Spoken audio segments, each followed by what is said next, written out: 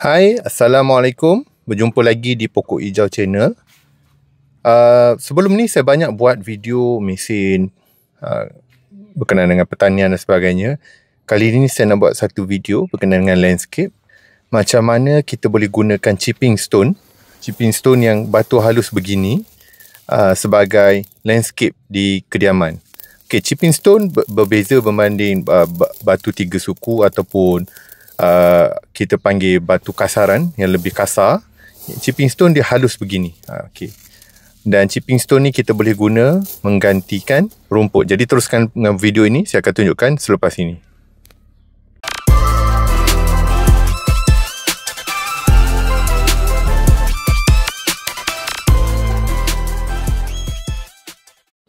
Terima kasih pada tuan-tuan dan puan-puan kerana kekal dengan Pokok Hijau Channel. Untuk video kali ini, seperti yang saya dah maklumkan awal tadi, saya nak tunjukkan macam mana kita boleh gunakan batu chipping stone untuk kita jadikan alat, boleh kita jadikan satu cara untuk kita hias landscape.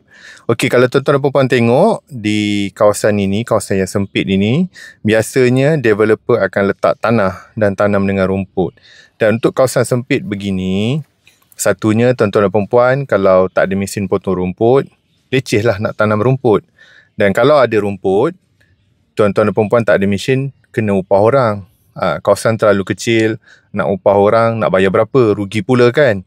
Ataupun tuan-tuan dan puan-puan tak berapa sihat nak potong rumput. Jadi benda ni leceh sikit. Kawasan kecil, terutama rumah tengah yang ada sedikit saja ruang, nak disimen sayang. Jadi cara murah yang kita boleh buat sebagai satu cara untuk menghias landscape adalah dengan letakkan chipping stone. Chipping stone lebih kecil, seperti saya tunjukkan di awal tadi. Dia lebih kecil dan sesuai untuk kita gunakan di kawasan-kawasan kecil seperti ini. Dia lebih kemas dan lebih cantik. Okey, satu lagi batu yang besar sikit daripada ini, kita panggil batu tiga suku, 3-4. Dan batu yang tiga suku ni dia besar. Biasanya kawasan-kawasan yang lebih luas, di depan rumah ataupun di kawasan-kawasan kafe-kafe yang luas, orang akan pakai batu tiga suku. Tetapi kalau kawasan lebih kecil macam ni, saya sarankan tuan-tuan dan puan pakai batu chipping stone. Okey. Kalau di kawasan yang sempit macam ni kan, kalau kita nak korek dia, kita pakaikan skop kecil ni je. Dan kalau besar, kita boleh pakai cangkul dan juga skop. Kawasan yang kecil-kecil begini, kenapa lebih sesuai dengan kasaran adalah dia halus, batu ni halus dan dia boleh mengisi. Okey, kalau tuan-tuan dan puan tengok kan, rumput pun tak banyak tumbuh, halus-halus saja dia akan naik dan jarang-jarang kita boleh cabut dengan tangan saja. Ini antara rumput halus yang naik, dia tak melekat pun.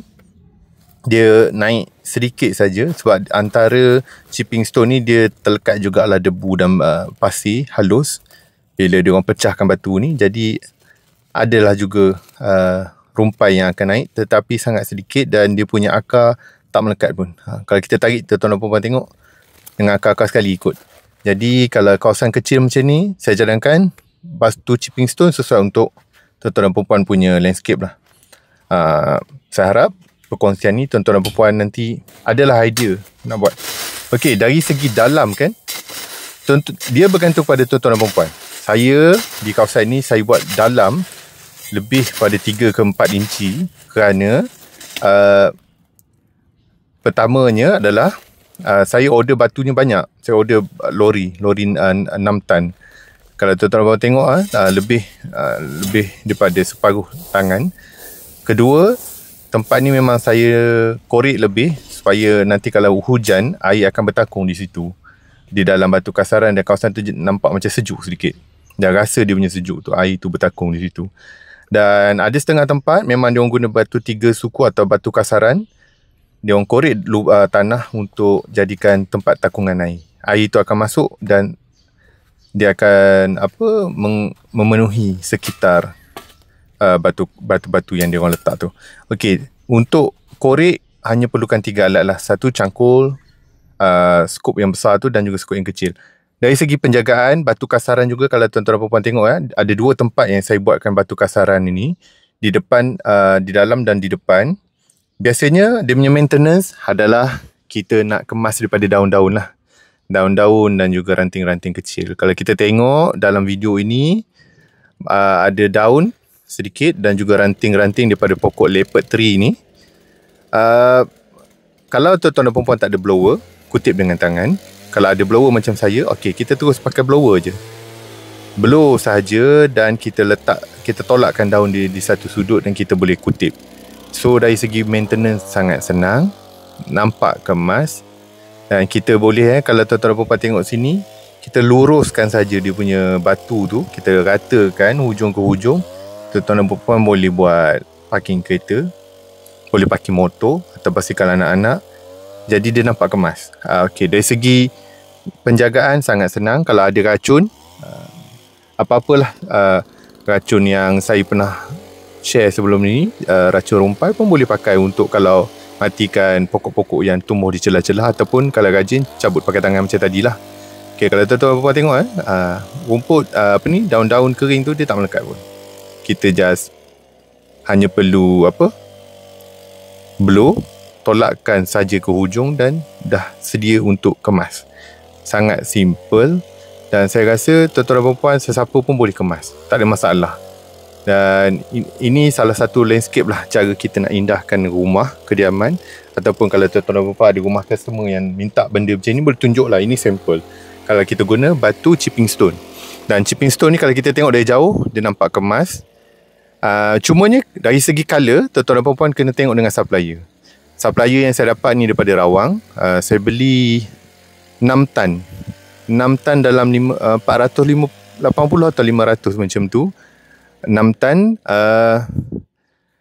Batu dia berbentuk berwarna putih. Okey, daripada kuari tu batu putih. Ada setengah batu chipping stone ni, kuari dia batu dia gelap sedikit. Jadi bergantung ke tuan-tuan dan perempuan lah. Kalau tuan-tuan dan perempuan jumpa kuari yang batu putih, akan dapat macam ni lah. Kalau tidak, batu dia gelap sedikit. Okey, untuk batu yang putih ni, dia tak silap saya ambil dengan TNG,